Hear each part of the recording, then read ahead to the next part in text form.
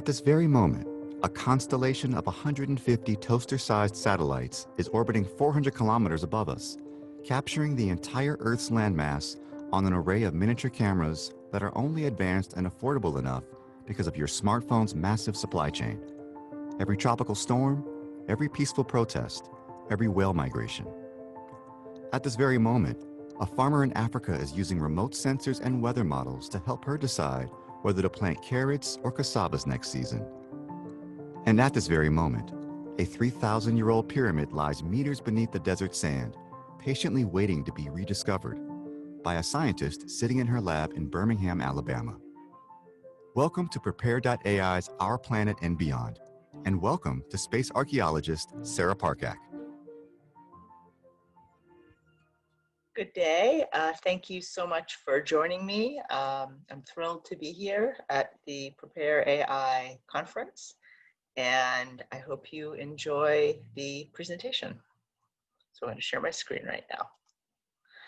All right, so today what I want to do is share with you some really fun examples of what archaeology from space is. I want to share with you some examples from my own work, and also talk to you about the future of space archaeology, kind of where it's going, where it's headed, and the role that machine learning is going to play, which I think is going to be a pretty significant role. So first, what is space archaeology, right? It sounds like a really fun term, and it almost sounds made up. And in reality, space archaeology refers to using diverse aerial and drone-based and space-based platforms to map and model ancient landscapes and discover archaeological sites and features. And what I want to do first is give you some fun examples from different places in the world. So this is the archaeological site or region of Angkor Wat in Cambodia. And this is the work that has been done by my good friend, Dr. Damien Evans. And what he's done is he's used a sensor system called LiDAR, which stands for Light Detection and Ranging. And essentially, it's a laser mapping system that's flown on an airplane. So it flies over archaeological sites. It sends down millions of pulse beams of lasers. And what it allows archaeologists to do is to create elevation models. So it maps the tops, middle, and bottom of heavily forested or rainforested areas, like of course in Southeast Asia. And then computer programs allow you to remove the vegetation, and you're left with what is seen here, kind of the before and after. And what Damien has found at Angkor Wat has absolutely revolutionized our understanding of the Khmer Empire. We've been able to look at not just the temples, but the places where the people lived, i.e. the priests and temple support staff, which you can see here.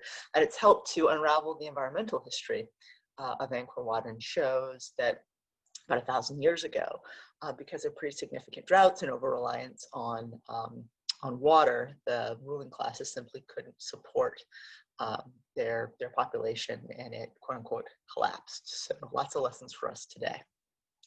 This is a really neat example from Venice. So with remote sensing, we don't just use laser mapping, we use different parts of the light spectrum, which you'll see a little bit of today.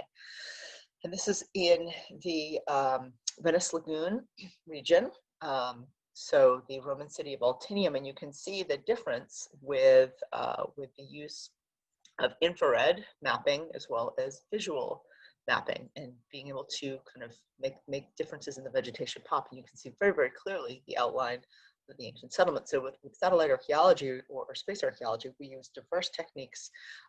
We don't just rely on one set of data, we rely on multiple sets of data. That's really important. So one of my favorite examples to share, so this is from my colleagues and friends, Dr. Francisco Stradivelli and Dr. Marcelo Canuto of Tulane University. And they've done pretty extensive LiDAR mapping across many thousands of square kilometers in Central America, so in Belize and Guatemala. And at the site of Tikal alone, they've been able to find over 60,000, you heard me right, 60,000 previously undiscovered ancient features. So again, just like in Angkor Wat, this technology is revolutionizing our understanding of the Maya world, and it won't be before long that we have millions of square kilometers of LiDAR data. And this will help to tell the complete history and the complete story of the Maya. So it's pretty exciting stuff. Now, I want to give you an example from my own work, also in Italy. If any of you have ever flown into Rome's Fiumicino Airport, you can kind of see a little bit of it sticking out in the upper left-hand part of your screens. And Portus was essentially Rome's port site. So founded by the Emperor Claudius in 116 and then expanded on by the Emperor Trajan a few years later. You can see this hexagonal basin down here. Essentially, this is what the Romans would have sailed into with their goods from across the known world. So here's a beautiful reconstruction of the trajonic basin. So I, a number of years ago, did a collaborative project with Professor Simon Key of Southampton University and Chris Strutt. And essentially, just to give you a little bit more history about Portus, goods would be brought in by boat from all over the Roman Empire. So they would have sailed into this port. The goods would have been collected, they would have been assessed, they would have been organized, and then they would have been sent on to Rome and elsewhere. So you can kind of think of this like an Amazon.com warehouse just 2,000 years ago, but that's exactly what it was. So a city like Portus, of course, would have been large and thriving. It had warehouses, it had housing, it had of course, you know, many places for people to work. It had boat repair sheds. The other thing it would have been an amphitheater, a place where people could have gone for entertainment. And with Chris and Professor Professor Key, they've been working for years and years and years, and they hadn't yet found the potential amphitheater at Portus. But you can see in this image, you see a slight discoloration. Keep your eye on this field here. So they're fields, and then the after. You can see very clearly this image right here. So this is likely to be the amphitheater of Portus. It's about 40 meters wide with 8-meter thick walls. You can see very clear eastern and western roads. There are other potential structures, lots of other roads around it. And essentially, this would have been a performance space in Portus. And so the team is currently investigating it. Very exciting. Just goes to show you, even at projects where you've been working at a site for years and years, you never know what you're going to find. So this is an image from Egypt, from the Northeast Egyptian Delta. And this is just a basic visual satellite image with minimal processing, but with a resolution of 0.5 meters. The highest resolution satellite imagery now has a resolution of about 0.4 meters or 11 inches. Now, there is high resolution imagery, but generally speaking, academics can access the 0.4 meter data. And this is from 400 miles in space, and you can very clearly see the outline of what is also a Roman city. Let's zoom in a little bit. But there's no ambiguity, right? You can see the streets, you can see the neighborhoods, you can see potential administrative buildings, houses, and individual neighborhoods. So this is just the power of the data, right? It allows you to see and visualize entire archaeological sites before you go and excavate. Now, I want to tell you a story, which is pretty fun. So essentially, it's a story of one case where we looked at old satellite imagery, which is kind of a fun thing to share with you, right? How are different kinds of satellite images used? Because it's not just about finding cool things, even though it's really cool to find cool things, but it's about putting the information in a broader context. So looking at the archaeological data, the history, the environmental data, social and political data, and kind of pulling it all together and trying to figure out what happened in a particular period of time. So today I want to tell you the story of the site of Tel Tabila, which is located in the Northeast Egyptian Delta. And it's a site where my husband, Dr. Greg Mumford, also an Egyptologist, directed for a number of years, dated to about 600 BC. So let's zoom in a little bit so you can see Tel Tabila right up here. And Tel Tabila was important because it was a major city on the old Mendesian branch of the Nile. So the Nile used to have 7 branches in the Egyptian Delta. And it would be the first branch, or essentially the first city that ancient traders would encounter when sailing in from the Mediterranean. And the name of Tel Tabila is really neat. The ancient name is Ro Nefer, which means the beautiful mouth. So indeed, it was a place right in the mouth of the Mendesian branch of the Nile. So it was a very important trading site. Today, about 400 by 400 meters in size. Not much of the site is left because it's been dug into over time. We, of course, have done pretty extensive magnetometer survey, pretty detailed landscape mapping of the site. And this is a Corona high-resolution space photograph from 1972. And what's really great about these high-resolution space photographs, which was part of the effort of the U.S. Cold War between U.S. and Russia, declassified by then President Bill Clinton in 1995, is that these images, help us to see landscapes that are to a large extent not visible anymore. And what's really interesting is this. You can see a very clear structure here, and another interesting structure right here, just because there's virtually nothing on the site. And we kind of drew it on top of the map and looked at previous survey work with that. What's going on? You know, this doesn't really match or mesh with any ground survey that we've done. And in 2003, we excavated it, and it turns out that it's the old temple enclosure wall dating to about 600 BC. It's about 200 meters long, north-south, and about 180 meters east-west. You can see it has clear buttressing. It's an absolutely major feature that we wouldn't have found without satellite imagery. So based on a number of ex situ or out of place temple blocks, we've been able to reconstruct what the likely temple of Tabilla looked like, which you see here, pretty cool, and then place it in this larger context with the archaeological, within the archaeological site with this large enclosure wall surrounding it. So this is why it's important. Now, we excavated, or rather, I excavated in the southeast corner of the site right here, this really interesting sort of fall, which you can see here, of dense, burnt red brick. Really curious as to what the heck was going on. This is what it looked like after I'd finished excavating. And you can see, of course, that I'm finding a lot of interesting features. So I found lots of sort of melted looking bronze pieces, bits of semi-precious stone. We sieved everything. And I even had a small bag full of gold. You don't typically find gold on archaeological sites. And we're going, what is going on? This is very strange. Why would we find this burnt area in a corner and have all these strange things? They're pieces. This is really unusual. Well, we figured it out. You see, in 343 BC, then Persian ruler Artaxerxes III invaded Egypt with his army. And what they did is they went from town to town.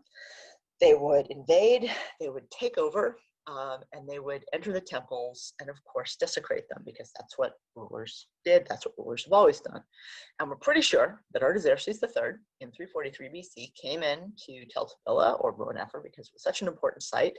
They would have entered the temple, taken the idols out, and thrown them in the corner and put them on fire. And the reason we think these are, this is what happened, is that these are the fittings post-conservation. So we see the sacred beards of Osiris and the crowns. We also see a lot of gold, right? Because gold was skin of the gods in ancient Egypt. So this is really the story that we've been able to tell. We've discovered a specific moment in history because of old high-resolution spy photographs from the early 1970s. Pretty cool story. So I want to talk to you a little bit about kind of what drives my work and how I'm thinking about space archaeology in a much larger context. Unfortunately, I don't have time today to share everything with you. But you know, I've been profoundly impacted on a personal level by cultural heritage and what it means, and thinking through kind of the larger purpose of what we do in terms of serving the general public. So as I'm sure you're all aware, post-Arab Spring in 2011 and onwards, there was a pretty significant uptick in archaeological site looting, not just in Egypt, but in Iraq, in Syria, and in so many places.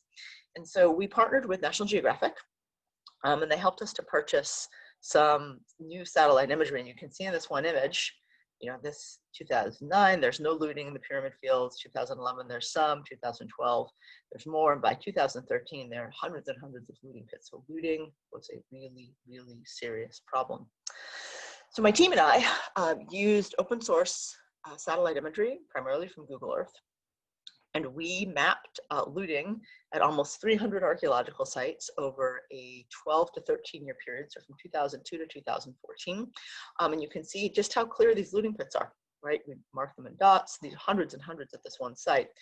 And what we were able to map was over 200,000 looting pits across Egypt in this 12 to 13 year period, showing densities, showing sites affected. Of course, all this information was shared with the Egyptian authorities, and hopefully will be used in future to help them track sites that are, of course, going to be targeted by looters. And I should say, this is not just a problem in Egypt. This is a problem everywhere in the world. So we need to use advanced technologies, advanced methods, and techniques at scale to hopefully prevent this from happening at the scale it's currently happening everywhere. And there are many, many, many other issues surrounding climate change, rise of waters, sites that are threatened by hurricanes and wildfires and earthquakes.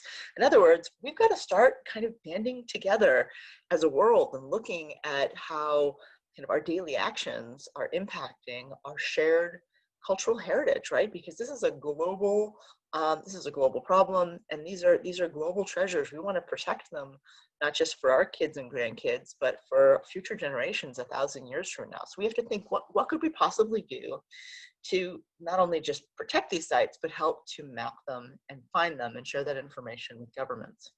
So really, that's what drove me to start Global Explorer. We are 501c3. We're based in Birmingham, Alabama. We are, as an organization, dedicated to using cutting-edge technologies to help map, protect, and preserve the world's cultural treasures. And we were so lucky in 2015, I found out I won the $1 million TED Prize, and we used that money to start Global Explorer. And the bulk of the money, of course, went to building the Global Explorer platform, which is online at globalexplorer.org. Now, this platform is an online crowdsource citizen science space archaeology platform. In other words, anyone in the world can sign up and take our online tutorial and help use satellite imagery to detect archaeological sites.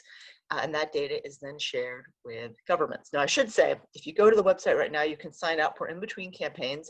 We started in Peru, which is the campaign I'm going to tell you about today, and we're going to India next, which I'll tell you about at the end of my presentation.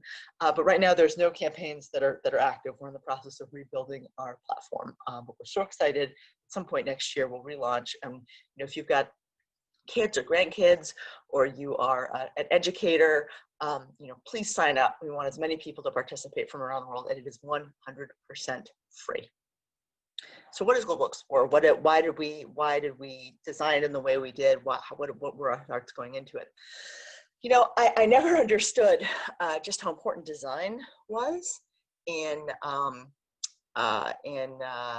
developing platforms and really thinking through who are your users and who you're going to engage with. But when you're doing citizen science, when you're doing any kind of citizen science activity, you've got to involve as many people as possible. And it's incredible. These people from around the world are giving their time to you for free, and you are giving them something for free. But you want to make sure that their user experience is as positive as possible. So you want to make sure your layout is good. You want to make sure your graphics are pleasing. You want to make sure you have the right font. You want to make sure that you're as inclusive as possible with diverse populations. So people who may be differently abled, people who are elders, kids. So you have to design so carefully to really welcome in as many people as possible. And we said when we started the platform that we wanted to have kids of all ages from 5 to 105 participating in the platform. And remember those numbers, because they'll be important at the end of my presentation. So you can very clearly see, this is obviously done from the beginning of the campaign, the amount of time, the number of satellite images looked at, the number of volunteers. We wanted to have complete transparency in this platform to share with the world as they're coming in, and share with them, where are we, what's going on, what have we found? That became very important to us, and it's still very important to us. It's a core organizational value. We partnered with a number of entities and organizations. As I said, we worked in Peru. We worked very closely with Peru's Ministry of Culture. We partnered with the Sustainable Preservation Initiative, which is an organization that was founded by my good friend, Dr. Larry Koba, and I'm pictured with him here at a very enjoyable outing to an archaeological site in Peru, excavating. It's an organization that is focused on giving Indigenous women living on or next to archaeological sites skills to sort of take what they're good at, whether it's weaving or artistry, and teaching them business skills, business planning, so that they can start businesses and sell their goods to tourists. And I had the opportunity to meet a number of these amazing women who are part of a CICEL collective at the amazing archaeological site of Pachacomac, which is just outside Peru. Highly, highly recommend visiting. These women are fantastic, and they've transformed their families' economies. You know, they've been able to send kids to school. They've been able to get good medicine. They've helped. It's helped some families rise out of poverty. So these initiatives are absolutely essential, right? It's not about going in as a foreigner and telling local people what to do. It's about partnering with local people and meeting them where they are, and giving them the training they need so that they can be the ones that ultimately control their own future. So I believe very strongly in that organization. Now, of course, you get to sign in, right? You have a username, and the thing that we wanted to do with Global Explorer is turn it into a game. So we spent a lot of time talking to game designers, and we gamified it. So there are 10 different ranks. You start off, of course, as Wayfinder, Pathfinder, Trailblazer, Discover, all the way up to level 10, which is, of course, Space Archaeologist. You get to see how many tiles you've explored. You get to see, you know, what level you're on. You get to see how you're doing in comparison to other people. So we have something called the consensus score. And I should say, this is not biased. I started with a 50% consensus score. And this will go up over time. It's sort of telling you how many sites have you found, you know, how much do you agree with other people. So we start off with looting, and you can, if you remember the looting image from Egypt, looting in Peru looks just like looting in Egypt. There are a series of tutorial videos that you take. They've been very carefully designed.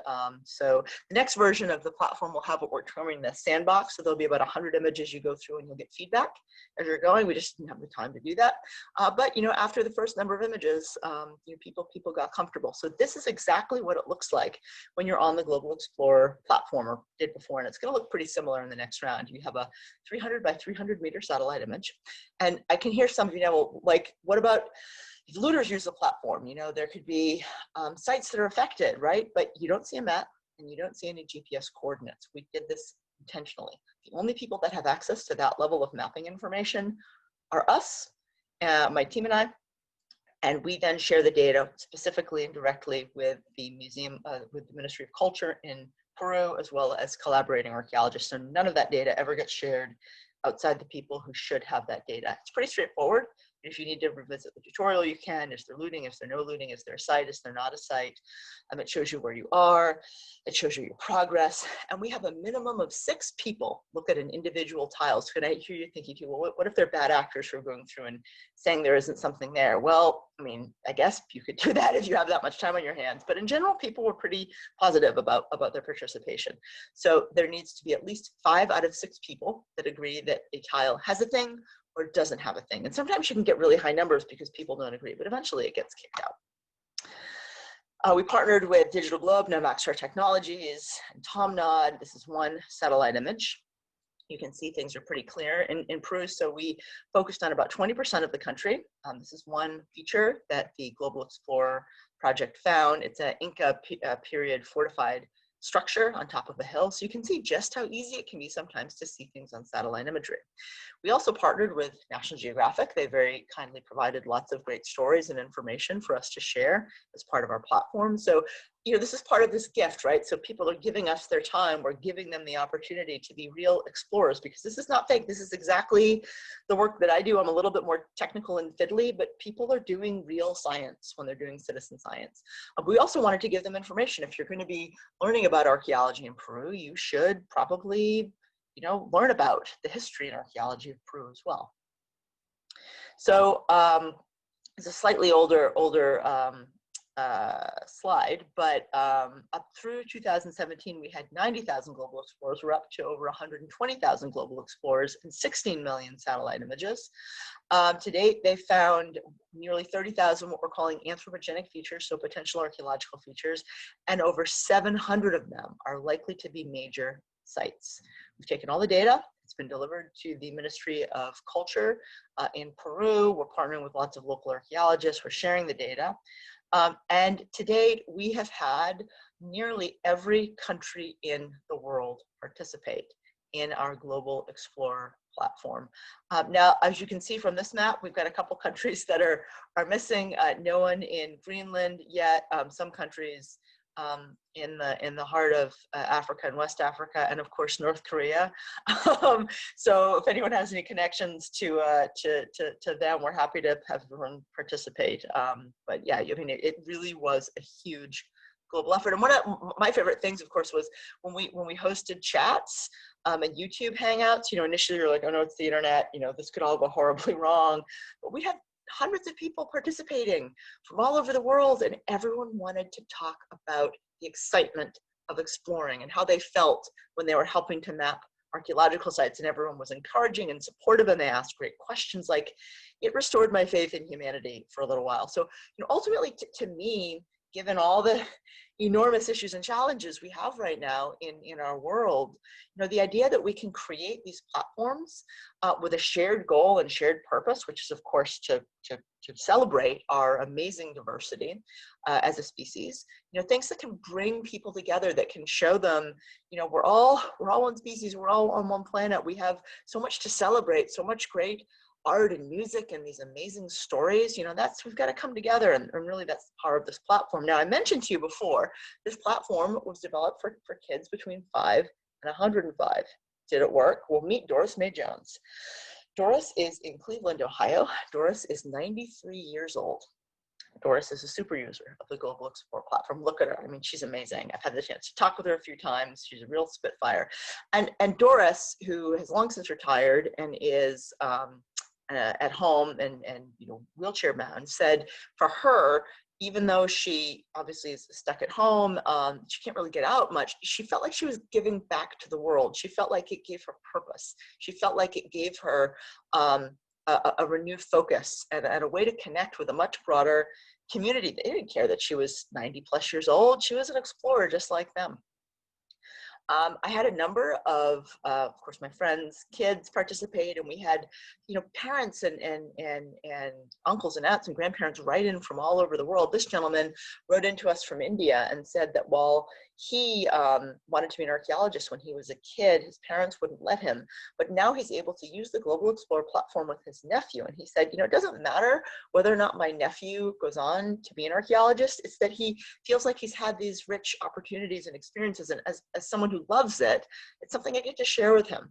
And that kind of transcends time and space.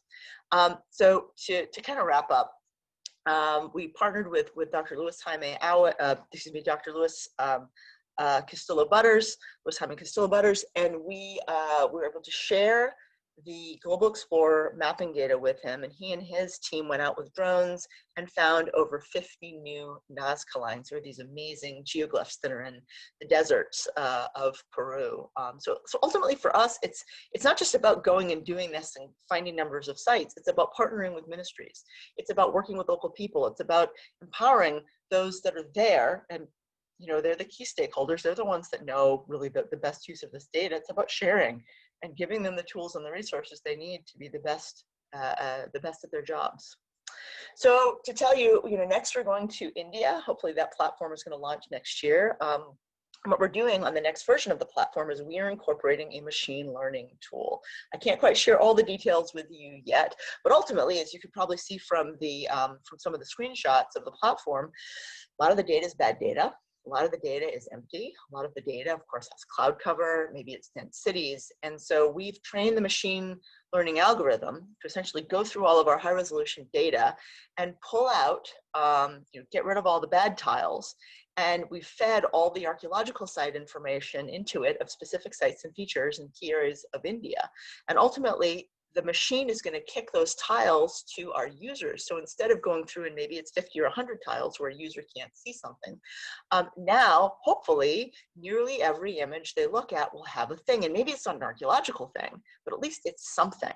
And we think this is going to not only vastly, of course, improve user experience and get people really excited, but also help us go much, much faster. So this is one of these cases where machine learning, you know, done in the right way and approached very sensitively, it's going to make such a massive difference, because ultimately, as I said to you before, with the looting going on, we have to map these sites. We have to work as quickly as possible. So many of them are being destroyed by urbanization, by rising groundwater, and all the climate change that's going on. So we have got to map sites around the world in the best and fastest way possible, and machine learning is the way for us to do it. And of course, as people look at these sites and confirm that they're sites, and then my team and I look at the sites and confirm, yes, indeed, these are sites, that data will be fed back into the machine. So the machine is going to only get better and better and better at figuring out what may potentially be a site or not over time. So it's never the machine that's saying this is a site.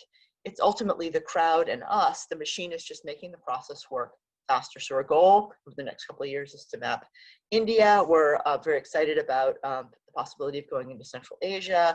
There are some possibilities in the Middle East. Our goal long term is to map the world. That's going to take a lot of time and a lot of energy, but we're so excited that we're just part of this process, and we have, of course, a very long way to go. All right, I'll stop sharing there.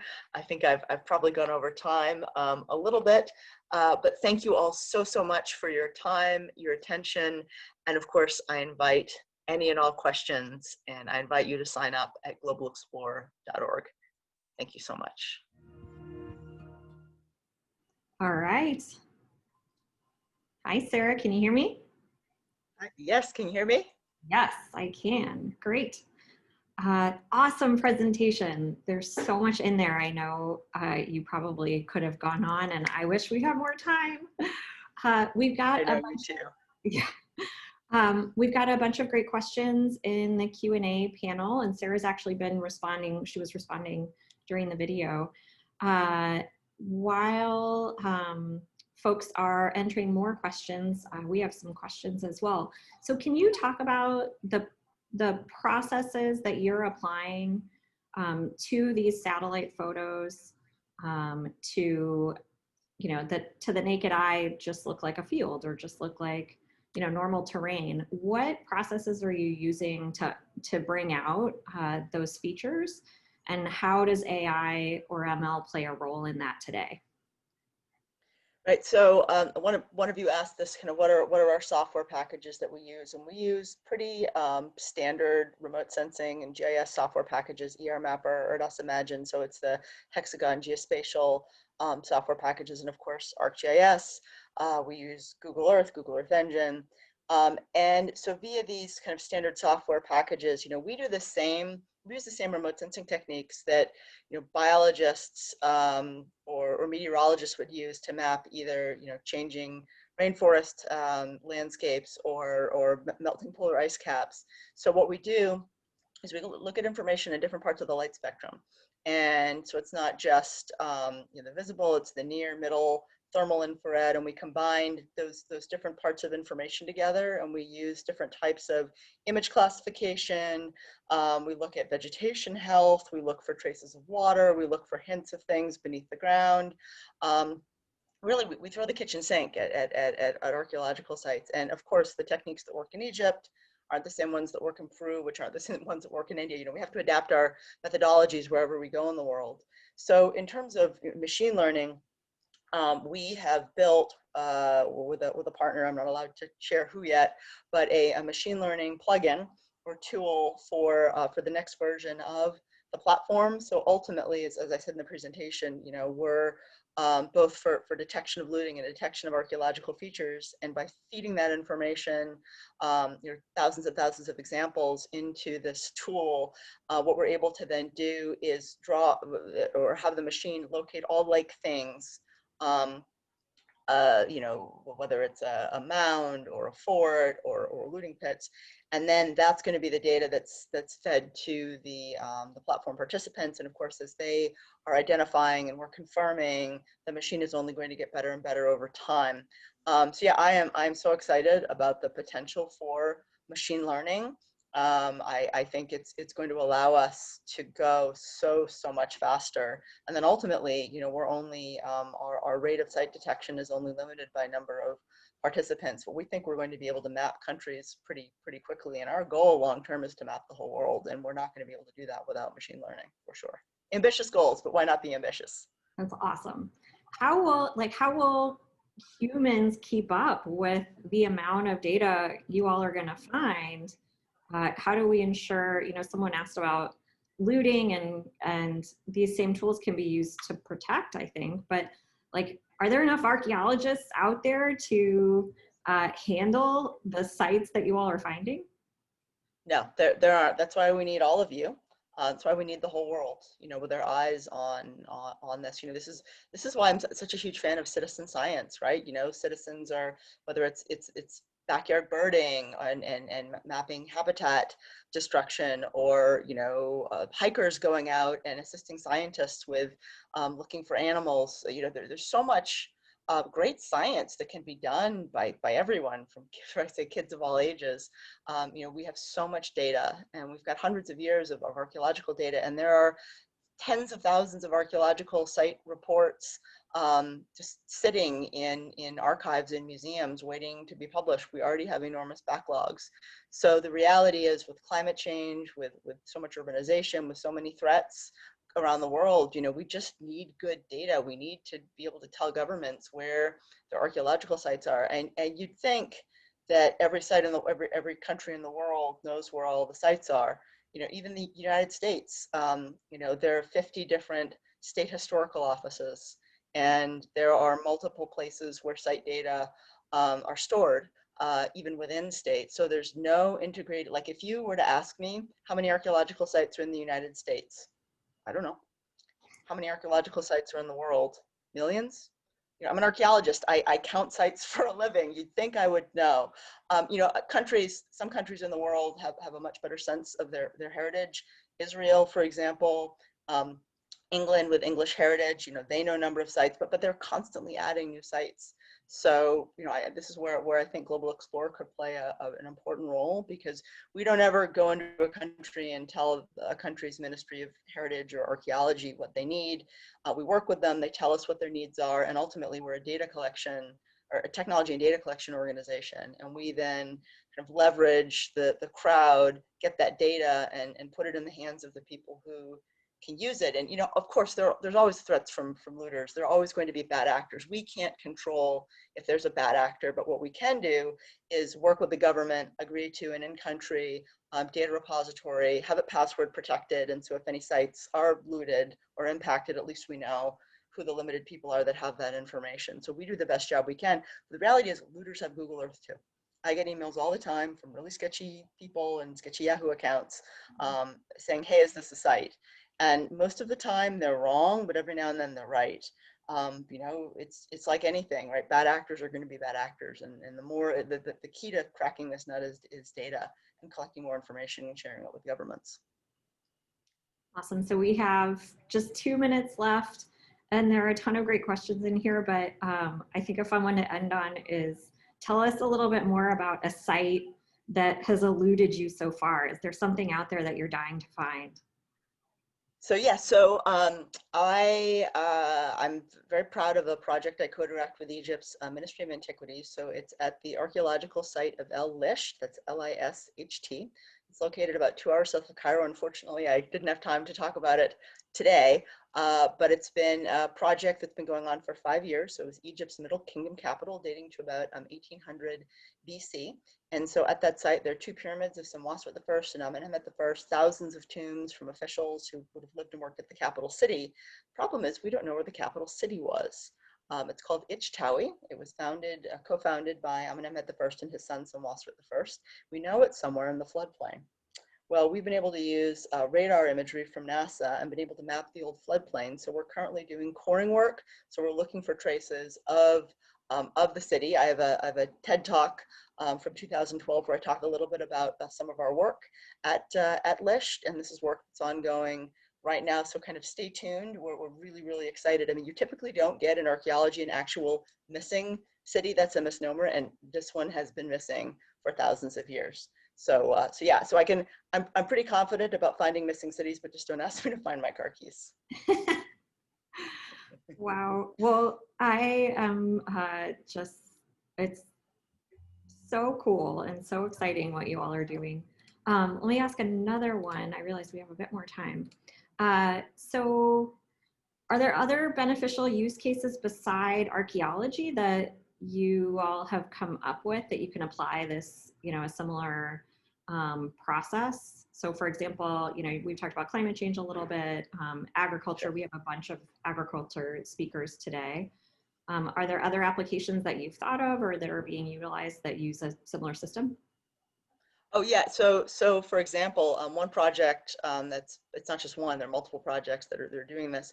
The question is how many, what is the number of X species in sub-Saharan Africa, for example? So elephants, lions, and it's really hard to get accurate numbers just because of poaching or it's just hard to pick out individual lions. But what you can do with satellite images is you can pick out shadows of animals, and you can train with machine learning algorithms to kind of search very quickly.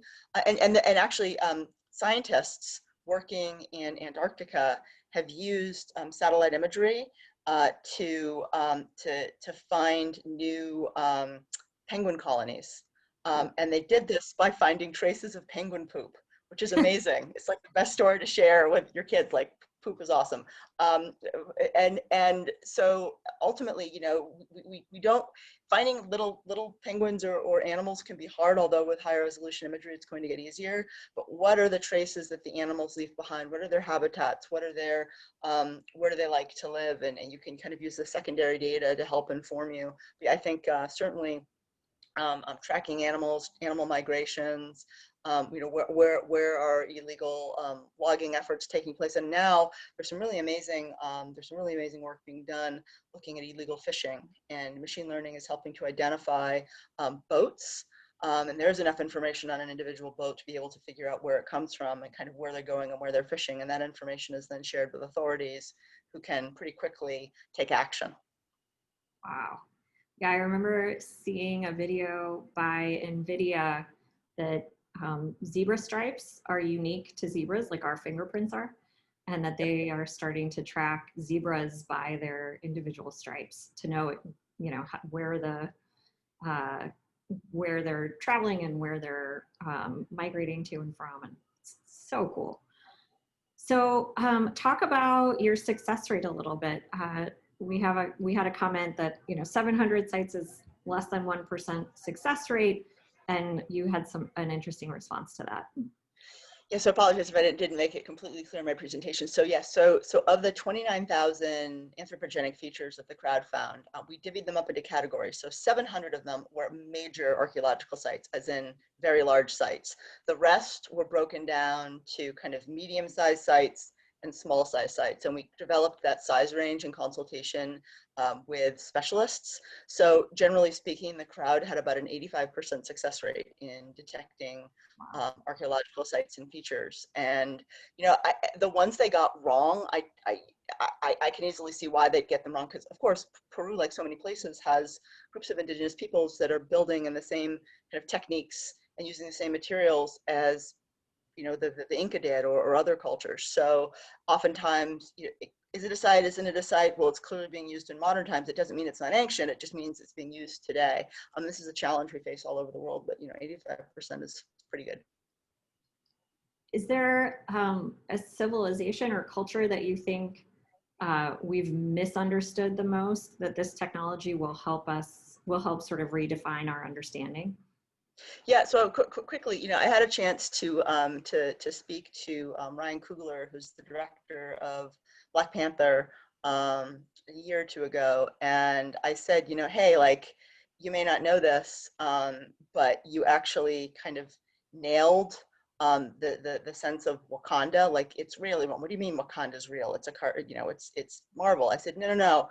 The idea that there could be multiple unknown, indigenous African civilizations hidden deep beneath the rainforests of Central Africa, like, it's going to help rewrite the history of the African continent, and technologies like LiDAR are going to help us to identify those civilizations. We found hints of them. So I think there's some extraordinary discoveries to be made there that are going to help shift our perceptions and understandings, and in so many other places as well. It's incredible. Well, we are right at time. Sarah, thank you so much. So fascinating. And thanks everyone for joining. We've got a ton more content this afternoon. So everyone hop to their next sessions, which will start in 5 minutes. You can take a quick break. Sarah is on a panel, and we've got 2 more incredible breakout sessions. So we'll see you all in a few minutes. Thanks so much. Thank Bye. you. Bye-bye.